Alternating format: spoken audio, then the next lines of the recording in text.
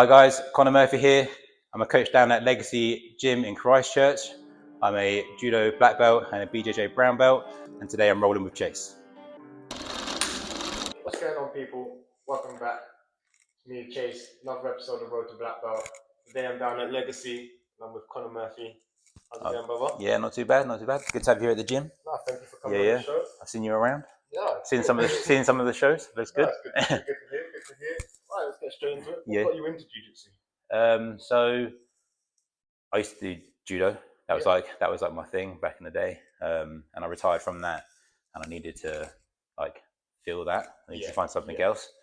And jiu-jitsu was just there, and I was like, went along to a few classes and loved it. So yeah, just went from there really. Yeah. Nice. How long would you say you've been doing jiu-jitsu now? 5. I have no idea because I was competing as a kid. So I would do judo to train, and I'd compete in jiu-jitsu here and there. So I've done it since a young age, but never really specifically did jiu-jitsu as a kid, just the judo. But then later on in life, say around 23, maybe 25, I then started doing it every week. So, and I'm now 32. So a little while now. Yeah. Yeah, nice. What would you say has been like the best moments, happiest times of jiu-jitsu career so far? Probably open mats. Yeah, mate. I love an open mat and coaching. To be fair, just kind of, I see things going on in gyms like with different fighters, and like just being able to go like, oh mate, have you ever thought about trying this? I'd say moments like that, like connecting with different people, because jiu-jitsu is very like community based. Yeah, 100%. And you can travel around so easily. You can go gym to gym, or you can go take a kit abroad when you're on holiday, whatever, and just meet new people. So I think probably that, like just meeting people, getting out of that sort of competitive environment and going more towards a social one, from the competitive one being my judo career prior, and then this being more community based. Yeah, nice. Touching on the judo, how would you like say the two come together? Like, does that make sense? Like, how do you utilize your judo within jiu-jitsu? Yeah, they're two very different sports, but then at the same time they're very similar. But how do they? So you got your takedowns and whatnot. Yeah. Is there much groundwork? I'm really naive to judo. Yeah, I know not a lot. Yeah. It's just down to the scoring system and the points really, which changes it slightly one to the other. But there's a lot of, in judo, the idea is to get your partner on their back, so to throw them or pin them, and then to get to a submission. So you can win a fight instantly if you throw them straight on their back, and then if you don't need a submission. So you don't need one, but if you get the technique slightly wrong, then you can follow up with groundwork and work to the submission. Or maybe that'd be part of your plan. Maybe you want to try and knock someone down a little bit, so you can go to the submission. So you can have a submission game. So you can build into it, or or you can just go there and smash people. So that's very useful in jiu-jitsu, because you get to do that too. Yeah. All right, so judo background, but now you do primarily no gi down at Legacy. Yeah. What would you say you rather, gi or no gi, in terms of jiu-jitsu? I don't care either, to be honest. Like I like grappling.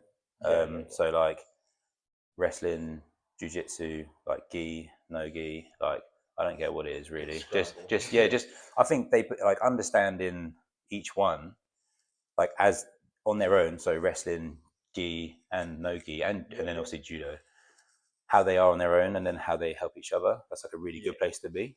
And I think it's really important for jiu-jitsu people to know that, because you get people who retire from wrestling, and you get people who retire from judo, and they come to jiu-jitsu. So you need to be well equipped. You need to know what they're all doing. Yeah. Quality. What would you say has been the toughest part of your jiu-jitsu journey? Toughest part of my jiu-jitsu journey. That's a hard question. Toughest part, probably just like creating a life outside that allows me to be in the gym. I think it's probably a lot of people can relate to that. It's like some people have kids, workload, whatever it is, just being able to put yourself in a position where you're able to train, at least 2-3 times a week. That's the that can be sometimes be the challenge, but you just try and make it work. But yeah, maybe that. But I don't think like I don't feel anything too difficult within the gym. I think you come here and you get taught how to do things. You're well equipped for the task. Making it work. Yeah. But I think for most people and myself, I think it's like sorting everything out so you can actually be here, which can be the challenge. Yeah, that's it really. All right, sweet. When you say like going on about difficult times and whatnot, what's your most difficult belt you've been through? A difficult belt. I'm a bit different because like I'd say I'm a bit of a hybrid coming from that judo background. Yeah. So when I came in as a white belt, a little bit of that edge already. Massively because I've been competing internationally in judo for as a black belt already. So I came in as a black belt, a judo black belt. But the hardest thing was the behaviors, and that's what I'm saying is about I came from judo to jiu-jitsu, and then there's a few behaviors which are completely different which you don't see in judo. So it's understanding them and then trying to get rid of some of the bad behaviors I was bringing over from my judo background. For instance, like one little example is in judo is if you get knocked down, you go to the floor and you manage to get onto your front. There's a time period that you can only be on the floor for so long. And if no submission happens or there's no progression, they can stand you back up. So sometimes you can sit there and wait for the referee to save you. So you and you give up your back because you know that, and then so that was a behavior. I would go to my front sometimes, and you just don't give your back to a jiu-jitsu guy. So that's it. That was probably just those in the first 6 months was probably knowing that. But again, I don't think any belts like particularly difficult. I think the coaches that I've been around or the experiences that I had equipped me to be that. Makes sense. And I'd say also maybe just the people that I face are more challenging, not so much the belt that I'm wearing. Do you know what I mean? I like that. All right. If it wasn't judo or jiu-jitsu, we'll take martial arts out of the picture. Where do you think you'd be, or what do you think you'd be doing hobby-wise? I don't know. I think I'd be such a massive loser. I've literally got nothing else, mate. That's all I've got. I've got nothing else about me. I literally don't know what I'd do without grappling. To be fair, quality. Don't know. That's all. I don't know. Like, dedicated everything to it. So a little bit. To be honest, I don't see what I can do. I have other interests in that, but nothing as big as this. This is like, don't know, like a wife or something. This is part of me. Lovely, fair enough. And last but not least, people like me and any other jiu-jitsu practitioners come up. Any other practitioners, judo, wrestling, whatever you're doing, what's your advice? What would you say? Just consistency. Like it depends on what your goal is, though, as well. It's a bit like you can come like so. For me, right now, my angle is coaching and kind of a social aspect. But if your idea is performance, then the advice would be different, maybe. But for the broad spectrum of everyone, consistency. Like depending on what you want to do. If you're on that social level, like at least twice a week, but if you're going for performance, then it's like it's not just how many times you're doing jiu-jitsu a week, but it's like you're doing strength and conditioning. You've got a program in place. How often you compete in? Like what's the events you're peaking for? So but overall consistency, because over time, and that'll be the thing. Quality. Well, there you have it. Thank you very much for answering a few questions. No worries. Should we get into techniques under this? That's it. There's no problem. We spoke about my judo background, so I'm going to show you some stand-up stuff. Obviously, a mixture between jiu-jitsu, wrestling, and judo. The technique that I'm going to show was actually shown to me by my coach at the moment, Ken Evans. It's kind of like a sumigeshi from judo, but it's a reverse version to the back. So what I'll do is I'll show you the sumigeshi from like the forward one, the standard traditional technique, and then I'll show you the adaptive version from the back, which is a position which we find ourselves in quite a lot of jiu-jitsu. So sumigeshi. In judo, you usually have obviously a gi, so you can go right over the back here and turn around. If this was in a gi situation, I'll be looking to come right over the back and looking for a belt.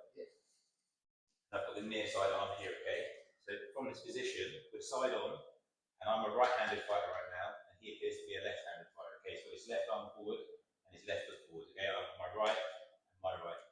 So I'm in this position here, and what I'm gonna do is step in, and get underneath my partner, and throw them over my shoulder, okay? So this is this traditional sumigashi. So here I step in, with my near side foot, step in, and get underneath. The key point here is as I step in, I'm going to sit down, my arse is going to go to my heels like this. Okay? What I'm not going to do is try and squat. So a lot of people come in and then they squat like this. Yep. What we want to do is come in and just collapse. Don't control the weight too much. And then throw over my shoulder. So from here, I'm over the back, sit in, and you can end up inside control. Yeah, nice. Okay. Very simple, that's traditional sumigashi. One more time. Yep. So, got tilt one here, I can go around the back, I can step in, and then step in again. Okay, this is also a threat for any sort of throws that I want from here. Put pressure on the shoulder, weighing down, step in. And what's the side? I've got access to the back there. Okay, so what we've been, especially here at Legacy, we've been working a lot on getting to the back, and a lot of people obviously do that in their gyms. So you can do that if you stand face on. You can do that in many ways. It can just be a duck under, whatever. However you get to the back from a face on position. Okay, so if we just do a basic duck under from here, we get into the back. Okay, this is the position that we want. Something key to think about is how your partner reacts.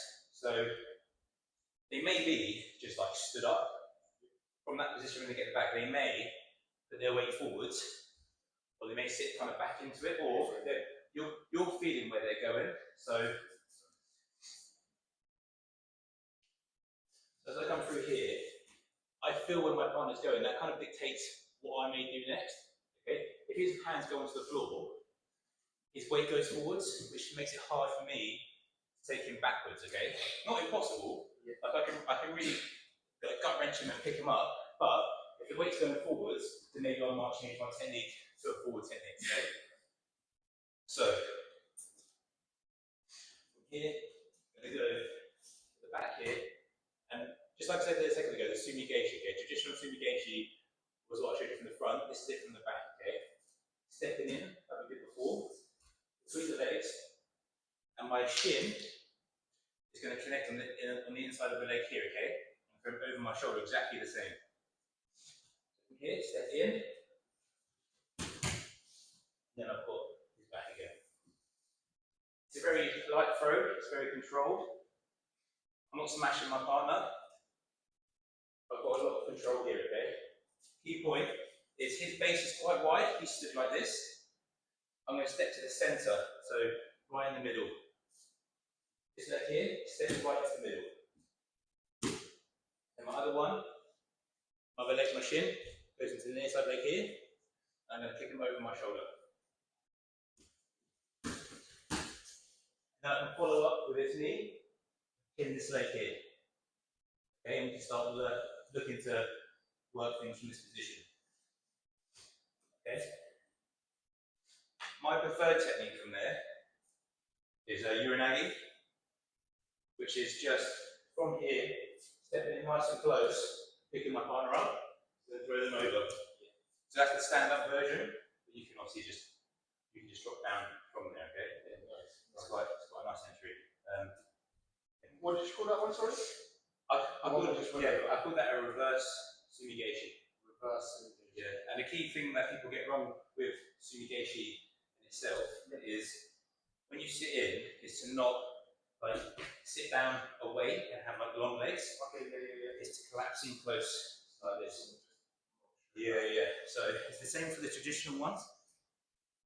So I'm straight in front, we're fighting here. You can do it just like this. Yeah. I like to go around here. You can just go here and fold that arm in, hand it in. Yeah. But yeah, it's to collapse the legs. So if you stand up, watch my legs as I go in from here. It's the full right, so I get right underneath you. Okay, So that from the front, traditional, from the back, I would call it, and I've never seen it before, to be fair. Okay. Literally, changed it to me the other day. The first thing I can relate it to is a sumigashi, but to the back. Yeah. So there you have it. Beautiful thing down there. Everyone knows Jiu Jitsu. They're going to start you standing up. Thank you very much for that. Right, ready for the roll? Yeah, we'll do that.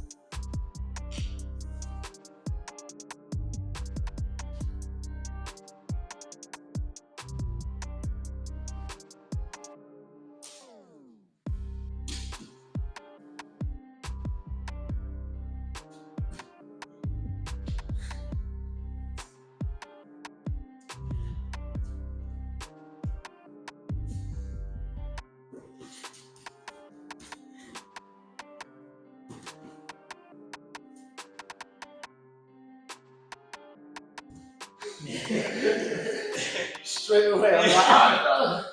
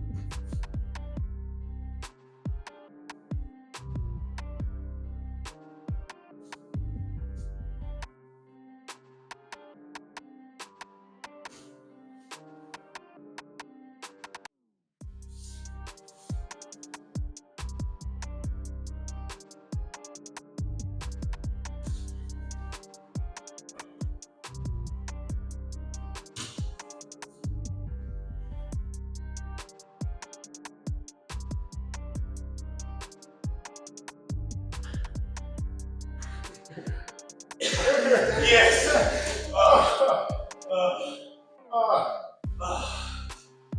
That's a good one. someone just cut this camera off. That was quality, that.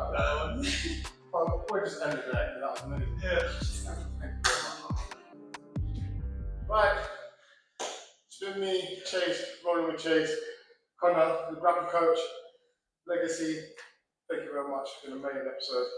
If you like the episode, please like, comment, subscribe, share, all of that good stuff. And I'll see you on the next one. Cheers, man. Okay.